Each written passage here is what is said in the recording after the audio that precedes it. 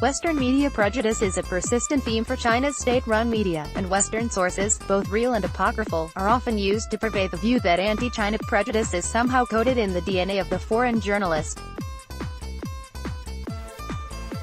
Only this week, the official People's Daily profiled the translation team behind the English-language edition of Xi Jinping's The Governance of China. The paper quoted Scottish translator David Ferguson, identified as the foreign expert, as saying, "I think that many reports about China in the Western media are biased, and many of the writers have never even come to China, and so these reports mislead the people in these countries." Mr. Ferguson may or may not have actually said this, but we can say for sure that statements of this kind, most readily sourced to foreigners, have been leveled at the West and Western media for decades. The cover of a book on the English language written by David Ferguson, a member of the team that translated Xi Jinping's book, The Governance of China. Way back in March 1949, 6 months before the founding of the People's Republic of China, the People's Daily ran an article called, "Talking About America's News Industry." Written by Huang Caolang, the head of the paper's international news desk at the time. The article argued that journalism and press freedom in the United States were undercut by capitalist ownership. To support his case, Huang recycled a single American author critical of contemporary media barons. In January last year, the People's Daily ran an expert view column that bore the headline, "Under Money Politics There Is No Freedom of Speech." The column essentially rehashed Huang Caolang's 1949 argument, that truth in Western journalism is fatally undermined by its capitalist foundations. Interestingly, the byline for the column was shared by a People's Daily reporter and an assistant professor from the journalism department of an American university. This apparent fabrication, I understand it was unwelcome news to the assistant professor in question, was subsequently removed from the digital version of the paper, though without the public correction professional journalism standards generally demand in the West. But while the theme of Western bias is sure to persist out of ideological force of habit, it seems that some minds within the party couldn't be happier with the treatment China and its powerful leader have received in the West, and in the rest, since the 18th National Congress of the CCP was held in November 2012, and since a cascade of shocks, from Brexit to the Trump presidency, have upset expectations of global leadership. Chinese President Xi Jinping. File photo, Korean Government. Last month, China Leadership Science, a journal published by the Central Party School in Beijing, ran a series of articles billed as a deep study of the international praise for Xi Jinping's super-strong leadership in the new era. In a remarkable lead article accompanying its research, Extraordinary Leader, a study of the international praise for the super-strong leadership of Xi Jinping in the new era PDF here, the journal's editorial department made the case for systematic research of the heroes and tributes enjoyed by Xi Jinping. Such study, they said, would serve the goal of determinedly preserving General Secretary Xi Jinping's core status throughout the party, so that in our ideas, politics and actions we may willingly maintain a high level of uniformity with the Central Party of which Comrade Xi Jinping is the core. This not of party discourse, or New China newspeak, essentially boils down to the idea that loyal Xi followers within the party can help consolidate his power and standing by systematically channeling the praise he receives internationally. What the party needs, in other words, is a dedicated school of sycophantology. And the latest edition of China Leadership Science, you might say, is its manifesto, as much a profession of love as a declaration of mission. China's international standing, the journal delights at the outset of its lead article, is now at a high not seen in modern times. The term, super-strong leadership, or Chowgang Lingdaoli, is a term that first emerged back in January this year at a theoretical research conference, held by the China Leadership Science Academy, the organization within the Central Party School that publishes China Leadership Science. We will have to watch and see how and whether the term continues to be used in the official discourse. Extraordinary Leader, a study of the international praise for the super-strong leadership of Xi Jinping in the new era.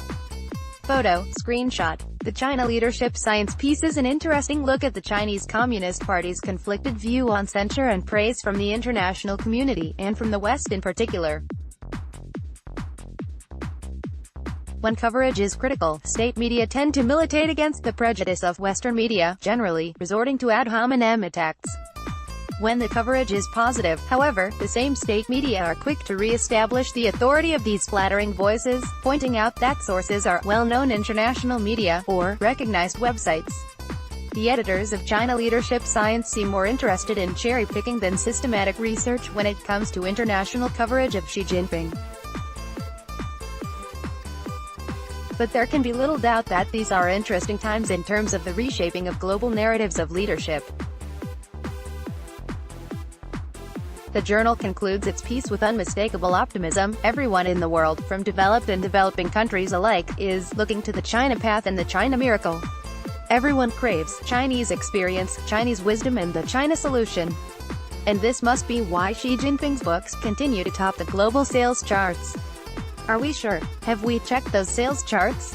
But the editors are undeterred. Under these circumstances, they write, China naturally receives the attention of the world, and the leadership ideas and grace of General Secretary Xi Jinping of course continue to dazzle international society.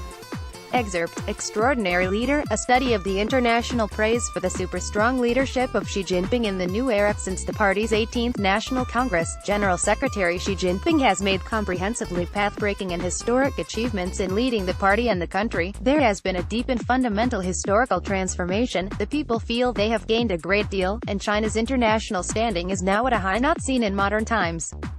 The superlative leadership wisdom and leadership style of Xi Jinping has consistently drawn attention from international society, earning a high level of praise. Deeply studying the international praise for Xi Jinping's super-strong leadership in the new era will no doubt benefit us in further strengthening the core consciousnesses, in persisting with the four confidences, and in determinedly preserving General Secretary Xi Jinping's core status throughout the party, so that in our ideas, politics and actions we may willingly maintain a high level of uniformity with the Central Party of which Comrade Xi Jinping is the core.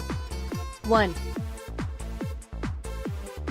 Overview of international praise for the super-strong leadership of General Secretary Xi Jinping in the new era. Since the 18th National Congress of the CCP, the voices from international society praising General Secretary Xi Jinping's super-strong leadership strength in the new era have continued to rise, their frequency, breadth and intensity unprecedented, and this can be seen in the following 6 aspects. First, the variety of media. International society's praise for General Secretary Xi Jinping's super-strong leadership perhaps includes all forms of media, for example specialized books, research articles, newspapers, magazines, radio, television, online commentary, etc. Relatively representative books include Xi Jinping's Leadership, Yuri Tversky's Xi Jinping, The Chinese Dream, The Age of Xi Jinping, Great Power Leader Xi Jinping, Great Nation Leader Xi Jinping. Aside from these, The New York Times, The Washington Post, The Wall Street Journal, The Times, Asahi Shimbun, Radio France Internationale, Deutsche Welle Television, Voice of Russia, The Economist, The Diplomat and other well-known international media, recognized websites or academic publications, whether through commentaries, essays or excerpts in interviews, all have offered their praise, giving rave reviews. Second, the strength of personality.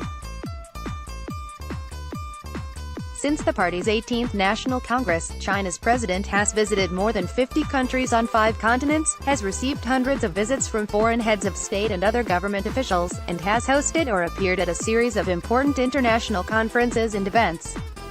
General Secretary Xi Jinping has been active on the global stage, serving as a model of the mature political leader. He faces problems head-on, taking them on personally, showing wisdom amid the confusion, inspiring affinity and attraction, continually drawing the attention of others wherever he goes, becoming the focus of discussion. His representative work, Xi Jinping's Governance of China, has already spread across the world, so that, in the case, for example of the United States, libraries having the book exist in every state, covering essentially all public libraries and community libraries. The praise of international society for Xi Jinping's leadership is not limited only to the realm of politics but has already become a matter of personal will for many people.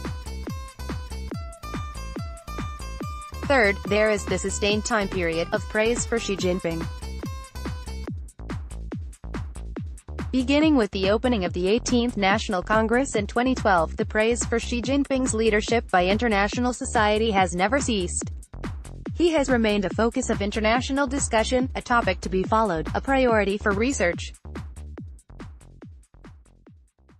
Up to now, along with a number of major historical moments that have enriched China and impacted the world, the party's 18th and 19th Congresses and various plenary sessions, focusing on the governance practices of the party, the APEC Summit, the G20 Summit, the Davos Forum and other major events, and the overseas visits of General Secretary Xi Jinping, the praise for Xi Jinping's leadership by international society has been grown day by day, repeated constantly. This sort of sustained praise for a national leader is something rarely seen. Fourth, there is the broad geographical scope of praise for Xi Jinping. Conscientious search and gathering, and systematic sorting, reveals that from the standpoint of geographic coverage, praise for the super-strong leadership of Xi Jinping from international society covers the entire globe. It comes from the United States, from Great Britain, Japan, Germany and other developed countries, and also from the vast majority of developing nations in Asia, Africa and Latin America. Since the 19th National Congress of the CCP, the Chinese Academy of Governance, within the Central Party School, has held many study events for overseas officials. More than 240 mid- and high-level officials from 40 countries spanning Asia, Europe, Africa, Latin America and Oceania have expressed enormous admiration for the marvelous and historic achievements made since the 18th National Congress of the Chinese Communist Party, in 2012, and generally believe that General Secretary Xi Jinping has shown superlative leadership wisdom, and been a model leader in promoting socialism with Chinese characteristics in world peace and development. Fifth, there is a wide variety of people praising Xi. Looking at the praise overall, those in international society praising the leadership of Xi Jinping include not just overseas politicians, well-known scholars and journalists, but also include well-known leaders from businesses and social groups, and also overseas Chinese. At the same time, they include international publics and internet users. Commentaries and praise of Xi Jinping's leadership mostly appear on social media and in online comment threads. Among these there are people who are familiar with China and who research China, and also people who have come to be interested in China, and to research and understand China, through their interest in Xi Jinping.